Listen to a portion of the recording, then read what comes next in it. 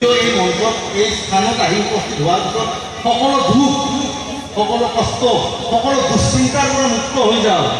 এই নৃত্য, এই বিহু নৃত্য যি গীত মাত যেতিয়া উপভোগ কৰোঁ বা সন্মুখত থাকোঁ, সেই সময়ত যিমান দুশ্চিন্তা আছিলে এই দুশ্চিন্তাৰ পৰা মুক্ত হৈ যাওঁ।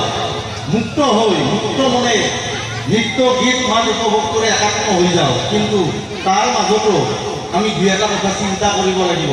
লাহে লাহে আমাৰ অসমতে বেলি মাৰ যোৱাৰ অৱস্থা এটা সৃষ্টি হৈছে।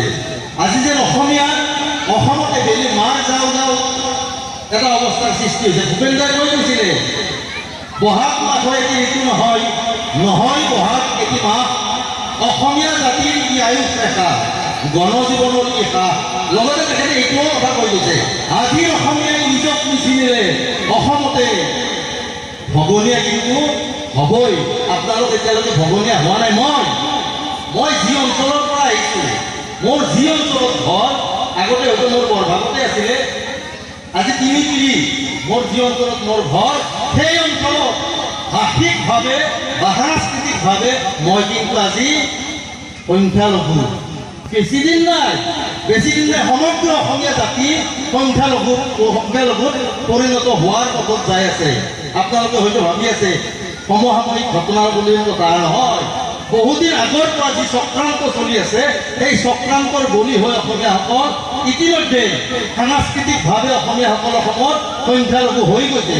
হয়, ধীৰে ধীৰে অসমত অসমীয়া ভাষা কোৱা মানুহৰ ছদ্মবেশী অসমীয়াৰ সংখ্যা বাঢ়ি গৈছে। কিন্তু সংস্কৃতি পালন কৰা, অসমীয়া সংস্কৃতি পালন কৰা মানুহ দ্ৰুতগতিত কমি গৈ আছে।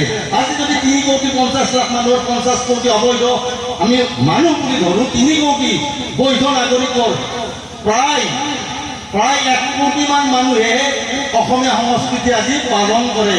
দ্ৰুতগতিত অসমীয়া সংস্কৃতি পালন নকৰা মানুহ অসমত বৃদ্ধি হৈ গৈছে। গতিকে ভূপেন দাই যি কথা কৈ গৈছিলে, বহাগ মাথো এটি ঋতু নহয়, বহাগ গণজীৱনৰ হাঁহ। এই মঞ্চ, এই মাহ, এই বহাগক আমি যদি প্ৰকৃতপক্ষত গণজীৱনৰ হাঁহ ৰূপে মান্যতা প্ৰদান কৰিবলগীয়া হয়, তেতিয়া এই মঞ্চ, এই বহাগ, এই বসন্ত ঋতুত আমি কিছুমান কথা চিন্তা কৰিব লাগিব, যাতে অসমীয়া ভাষা, অসমীয়া সংস্কৃতি আৰু অসমীয়া মানুহবিলাক অসমত ভগনীয়া হৈ যাবলগীয়া নহয়। কেৱল আমাৰ যিটো কোৱা হৈছে যে অসমীয়াসকল আজিকালি অনুষ্ঠান প্ৰৱণতাটো বৃদ্ধি পাই গৈছে। 12 মাহত 13টা উৎসৱ প্ৰৱণতাটো আমাৰ বৃদ্ধি পাই গৈছে।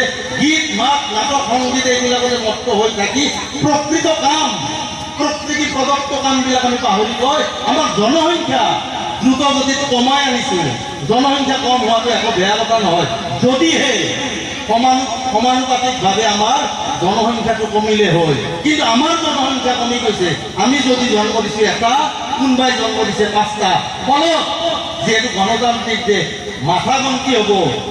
আগতে কৈছিলে শিয়ালৰ জাক সিংহৰ এটাই ভাল, আমি সিংহও নহ'লোঁ, শিয়ালটো নহয়েই।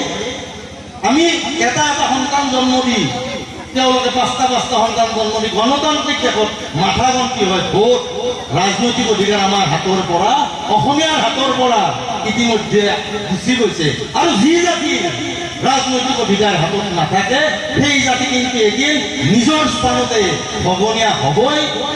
নহওক কামনা কৰি আমাৰ ভাষা, আমাৰ সংস্কৃতি বিশ্ব দৰবাৰত ভূপেন দাই কোৱাৰ দৰে প্ৰতিষ্ঠা লাভ কৰক, তাক কামনা কৰি আপোনালোক সকলোকে জাতি আৰু সংস্কৃতি, ভাষা আৰু সংস্কৃতি যাতে বিশ্ব দৰবাৰত প্ৰতিষ্ঠা কৰি অসমত আমি ভগনীয়া নোহোৱাকৈ থাকিব পাৰোঁ, তাৰ ব্যৱস্থা হাতত পোৱাৰ কাৰণে সকলো মানুহৰে সক্ষমতা আছে, সকলো মানুহৰে চিন্তা কৰাৰ সক্ষমতা আছে। সেই সক্ষমতা কামত খটুৱাই অসমত যাতে আমি বুকু ভিন্দাই মূৰ দাঙি থিয় হৈ থাকিব পাৰোঁ, তাৰ হকে কাম কৰি বিশ্ব দৰবাৰত অসমীয়া ভাষা আৰু সংস্কৃতি প্ৰতিষ্ঠা কৰা অৰিহণা যোগাওঁ। আৰু মই ৰাইজক শেষত অসমীয়া নৱবৰ্ষৰ শুভেচ্ছা জ্ঞাপন কৰি মোৰ কাম সমাপন কৰিলোঁ।